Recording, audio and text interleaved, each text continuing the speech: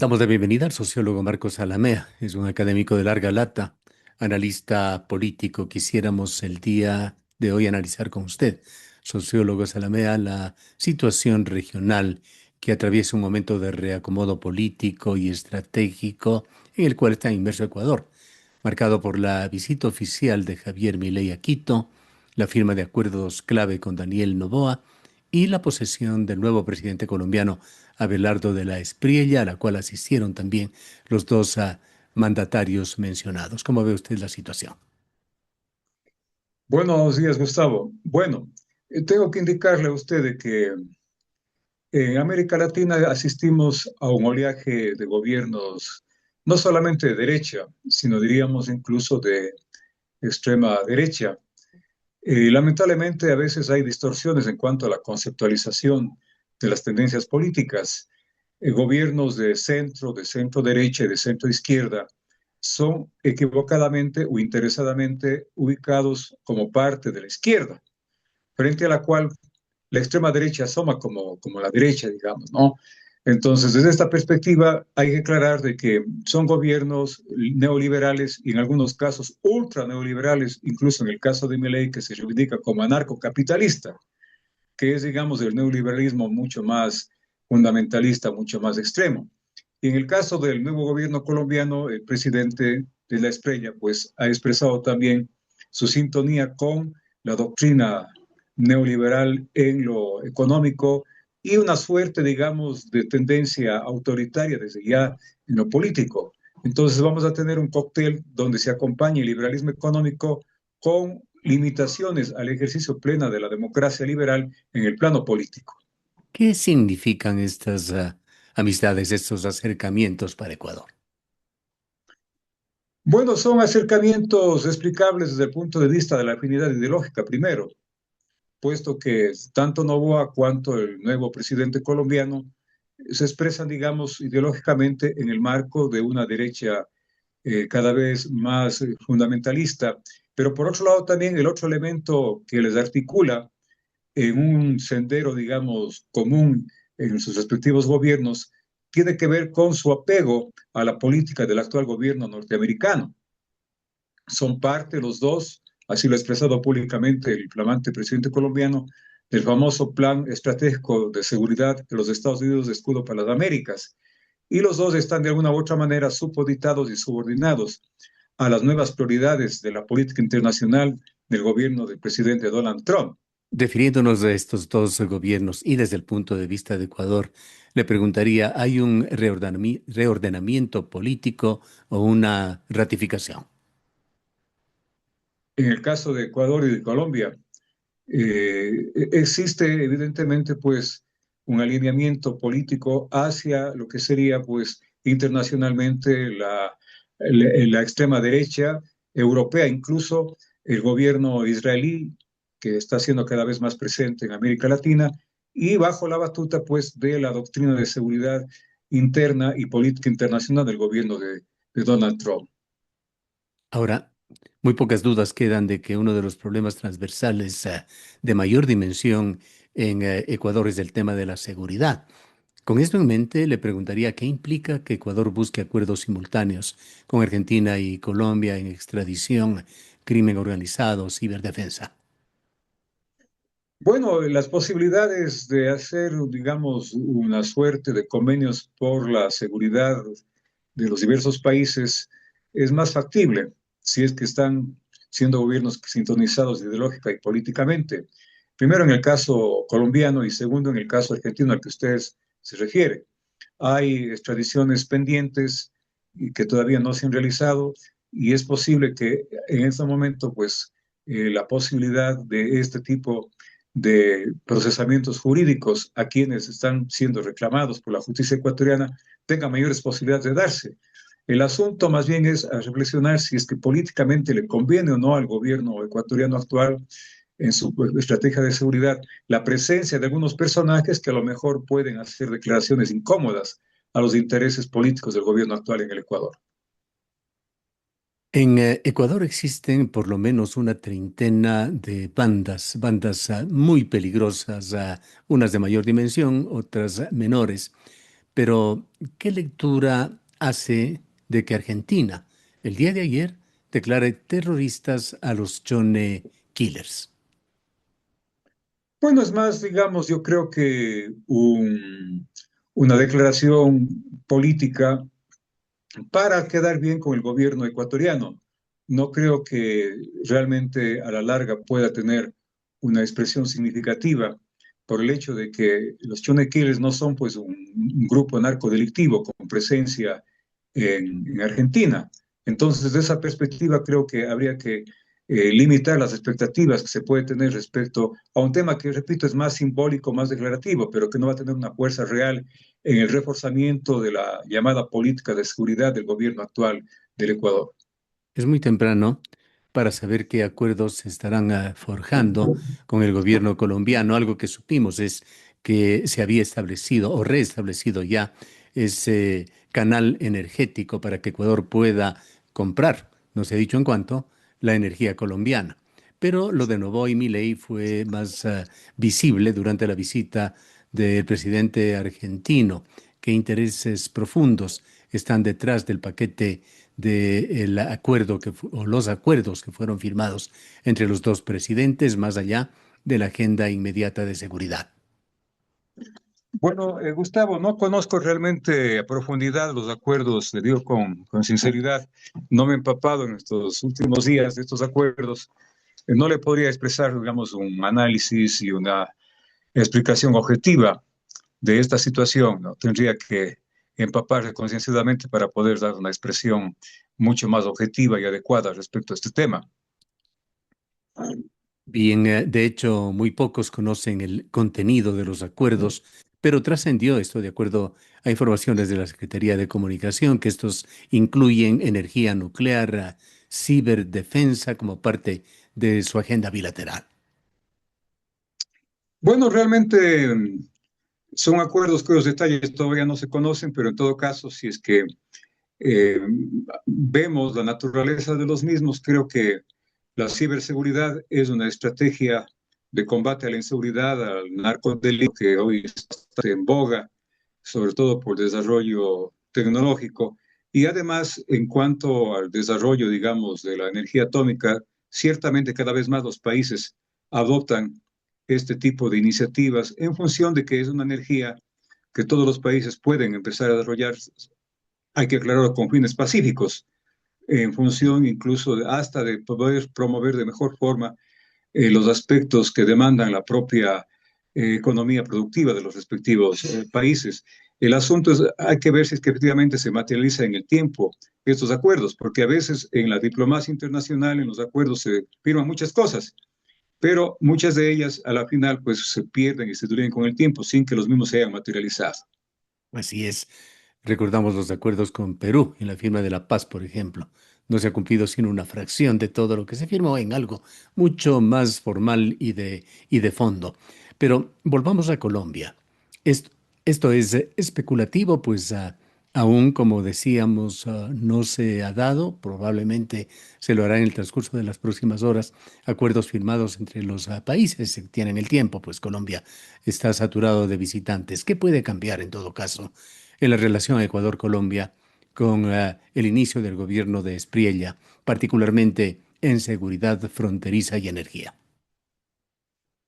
Bueno, sobre todo creo que la estrategia es absolutamente compartida.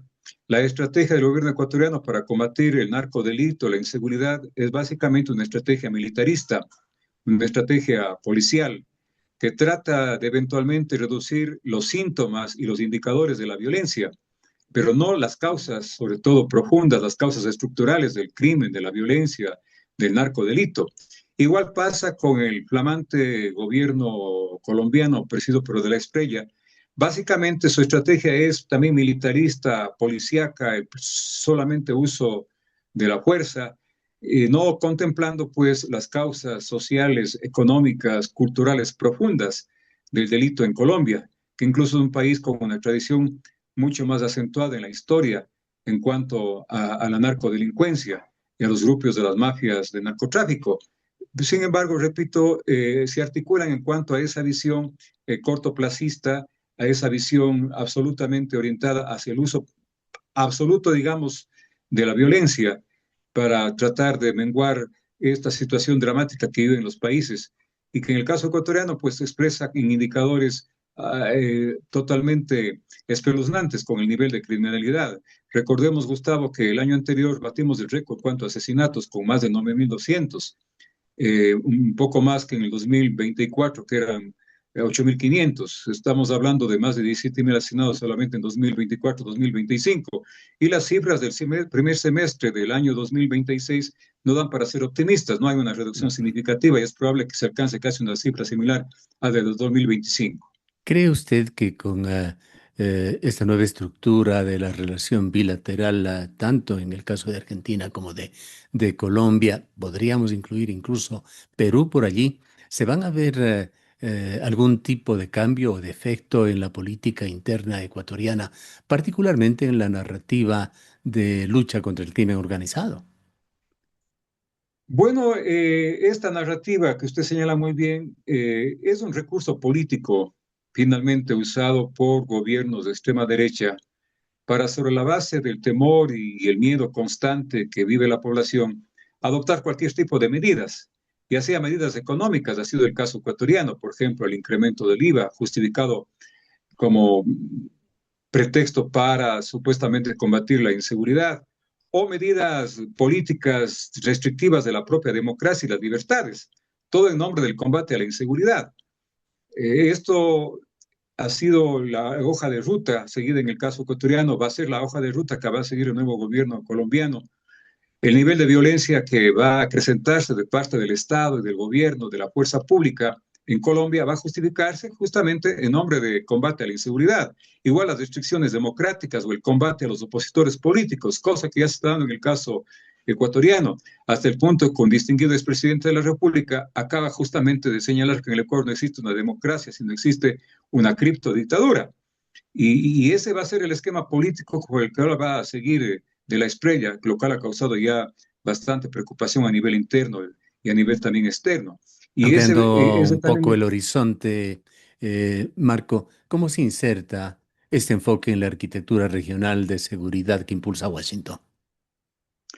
bueno, se inserta de la manera más funcional. Definitivamente ese es el pensamiento político estratégico en materia de seguridad de parte del actual gobierno norteamericano y lo que busca es que esa visión de la seguridad que tiene el gobierno de Trump sea una visión compartida por todos los gobiernos de América Latina, casi todos los cuales son gobiernos de momento de derecha, con la excepción de Uruguay, Brasil, en el caso de Sudamérica, pero en general lo que aspira a Washington es que todos se subordinen a esta política, no solamente orientada hacia el combate a los grupos narcocriminales, sino hacia el combate a todo aquello que no represente una visión extremista de derecha.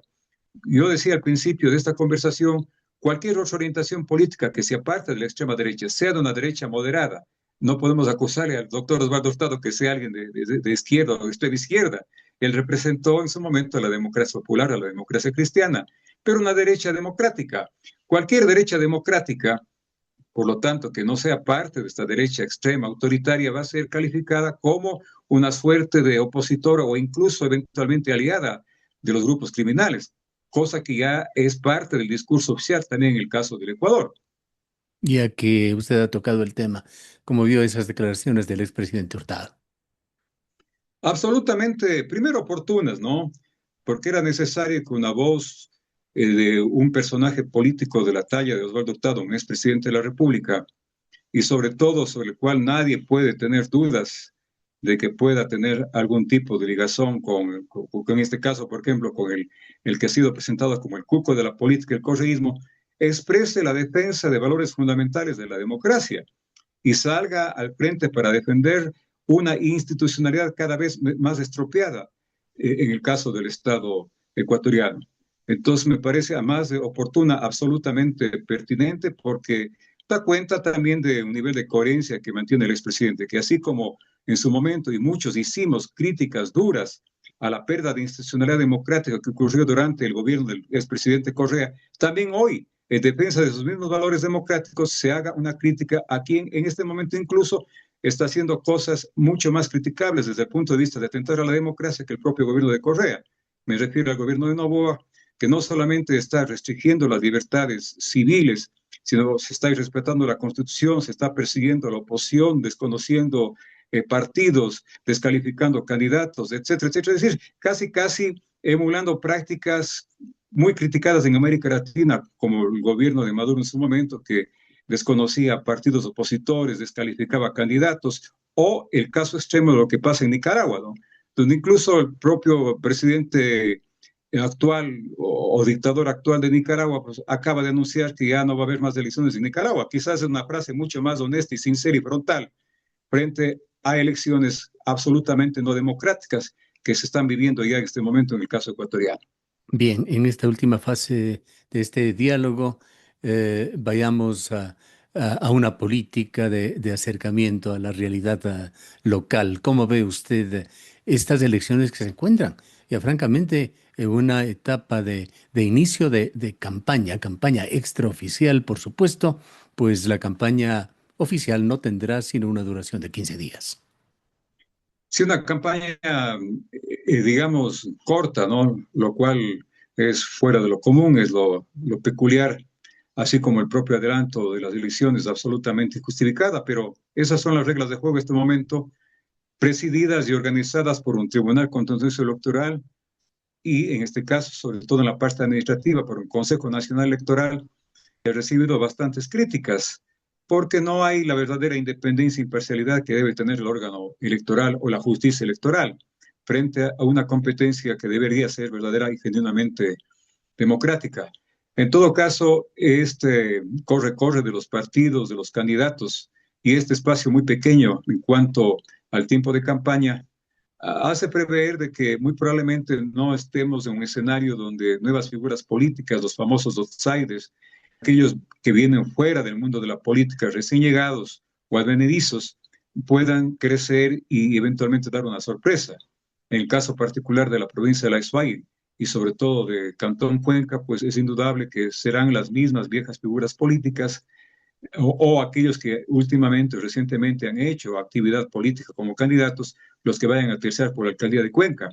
Y eso hace prever, pues, de que en el caso particular, reitero, de Cuenca, simplemente habrá una disputa cerrada entre 4 o 5 candidaturas, mientras el ¿Usted resto será cree una que participación. los viejos rostros, algunos de ellos, son los que volverán al cargo? Sí, sí, definitivamente, y viejos en el sentido de su trajinar, de sus años ya de Ujú. carrera política, ¿no?